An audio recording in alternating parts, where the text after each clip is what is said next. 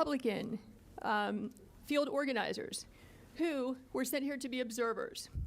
At no time were they actually permitted to observe in a meaningful way. I'm sorry, I have a voice issue today. They are roped off with the press on the side.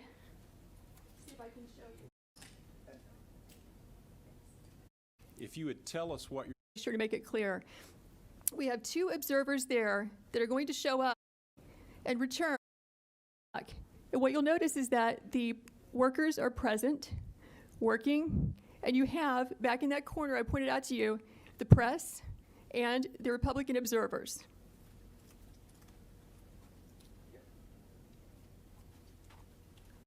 Everyone go home. And in fact, we see that. What happens is everyone clears out, including the Republican observers and the press, but 4 people stay behind and continue counting and tabulating well into the night from that point, which is going to be about 10:25 when they all clear out, or 10:30. And they will continue counting unobserved, unsupervised, not in public view as your statute requires, until about 1 in the morning. The reason we know this is because when our Republican observers were forced to leave, they went to the Central Tabulation Center and they got word from a news crew that in fact counting had continued. They have information that not everybody left according to plan, and some people stayed behind. So this shocked them, so they returned back to State Farm Arena at about 1 o'clock in the morning, where they confirmed that in fact people had just left State Farm Arena in contravention of what they had been told by the supervisors who are running this operation. So, okay, we're still at about 10 o'clock. Can you take us to about 10:25 so we can see the change? You're going to watch this place be busy and filled up to emptied at some time between 10:25 and 10:35, which is consistent with what the affidavits say.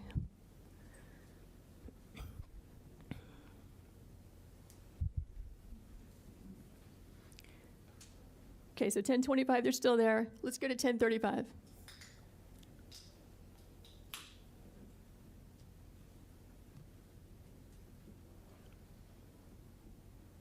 It takes it just a few minutes for the frames to actually catch up with there you go, with the time that you're seeing. So here you see it's all cleared out. We just went from 10:25 to 10:37. The place is a ghost town. This is where the people were vacated and told, go home, come back at 8:30. We will now stop working and stop counting. But notice who stays behind. You have 4 people, consistent with our affidavits, who stayed behind. And so you'll see the lady in purple. You'll see 2 women in yellow in the back, which is where the scanners are there at the top right frame. And then the lady with the blonde braids also, who told everyone to leave. Those are the 4 people who will stay behind.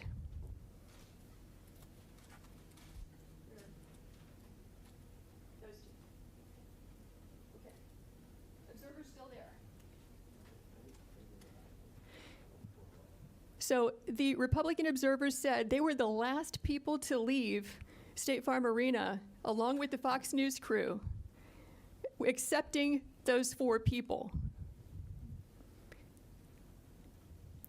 So what you're going to see, look at the ladies in yellow. You'll see that they will begin just sitting still, doing nothing, ostensibly not working, because after all, they said they're going to stop counting. They will wait until the witnesses over there in that roped off area, the press and the observers, leave the room. Then you'll see them move into action and begin scanning ballots.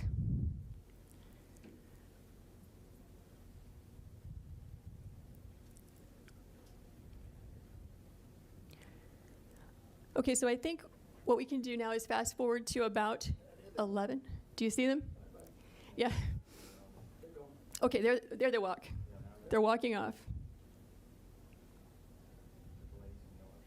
But the ladies in yellow are still there. Yes, keep your eyes on the lady in purple and the 2 in yellow and the woman in the blue apron with blonde braids, because those are the people who stay behind.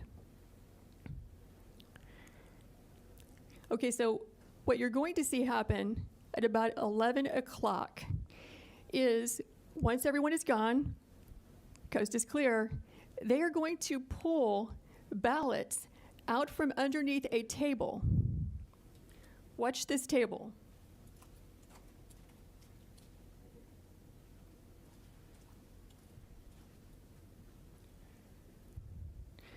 So actually this will take a few minutes, but we did not know when we first watched this, okay, is it normal to store suitcases of ballots under a table, under a tablecloth? Is that how they run the place?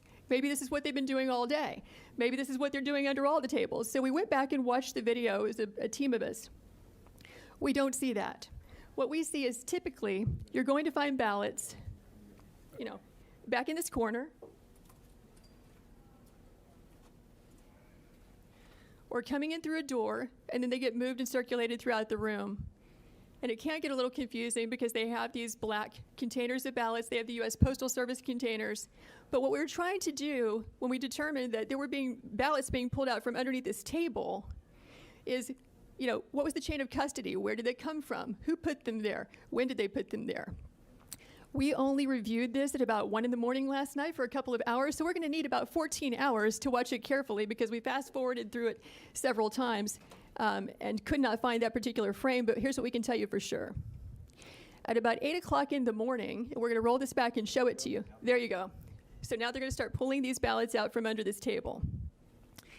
This table, the black one, was placed there by the lady with the blonde braids at about 8:22 a.m. in the morning. So she put that table there. So the same person who's staying behind now, the same person who cleared the place out under the pretense that we're going to stop counting, is the person who put the table there at 8:22 in the morning. Yeah, I saw 4 suitcases come out from underneath the table.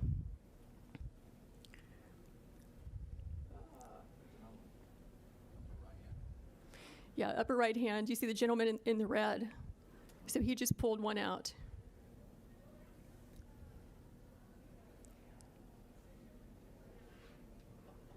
So what are these ballots doing there, separate from all the other ballots? And why are they only counting them whenever the place is cleared out with no witnesses? Is the question. So these machines can process about 3,000 ballots an hour. You have multiple machines there, and they're there for 2 hours. So you do the math.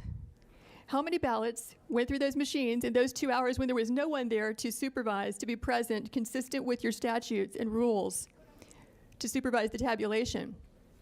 We believe that could easily be, and probably is certainly, beyond the margin of victory in this race. Because if it's only 3 scanners working for 2 hours, right, that's 18,000 ballots that went through.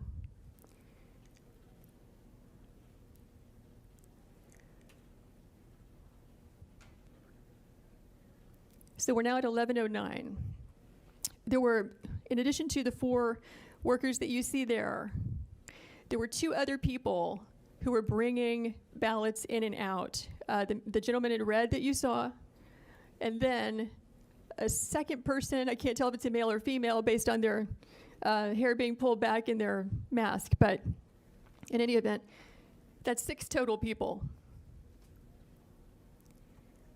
And so if we were to sit here for the next 2 hours, what we would see is that this operation just goes on and on and on.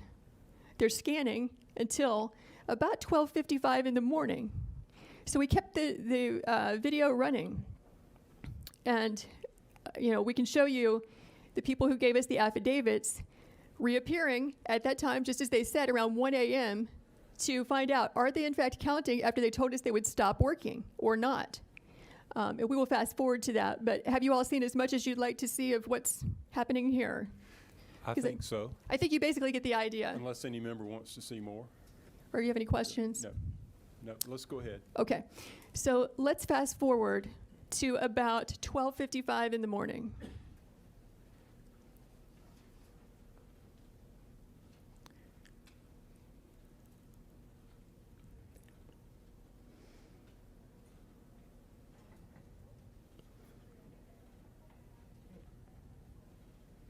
Okay, so it's updated to 12:50. You can see these people are still there, up in the upper right-hand corner.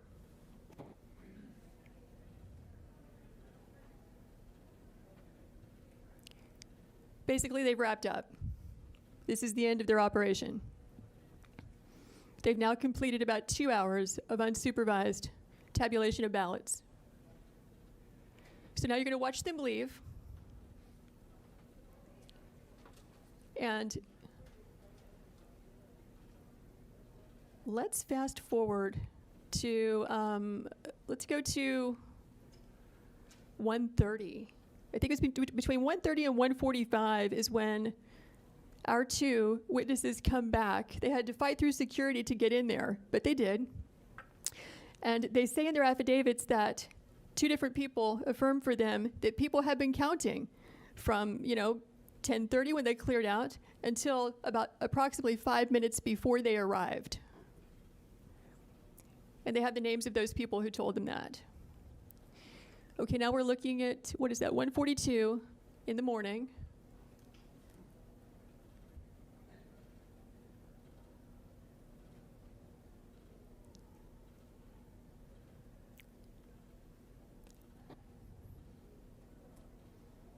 Is there a way to fast forward a bit or make it go a little faster?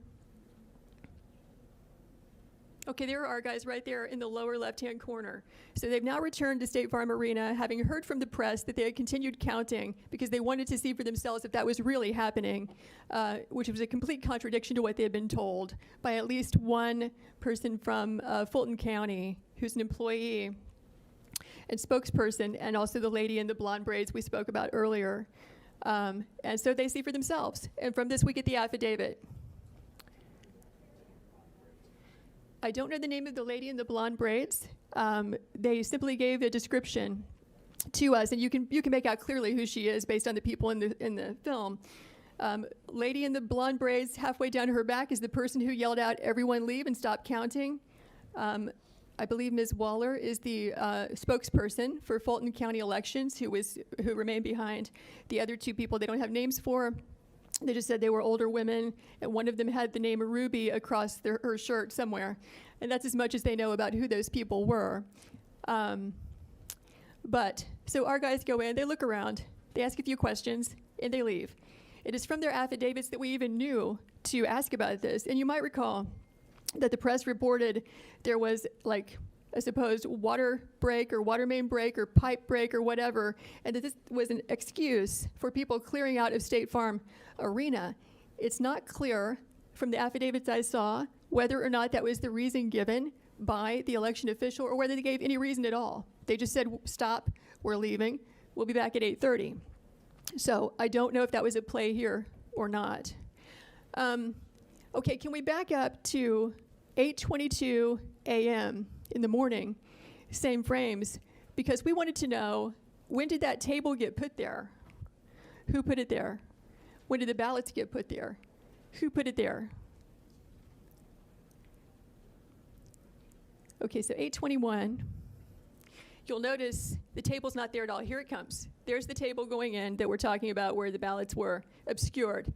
That lady who's moving it is the lady with the blonde braids. She's dressed differently in the morning, so it took us a while to figure out that's the same person that you see at night with the blue apron on who's yelling for everyone to leave and who stays behind to help tabulate ballots after they've all left. So I can see that she's the one who chose to place that table there, close to the scanners. And so the video is still under review. We need to spend hours reviewing carefully how those ballots got there. But we can tell you that it appears to be an aberration from how the other ballots were handled in that room throughout that day.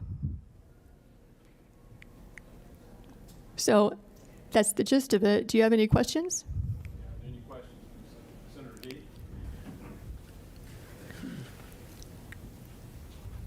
Fulton County Chairman Rob Pitts testified in a committee earlier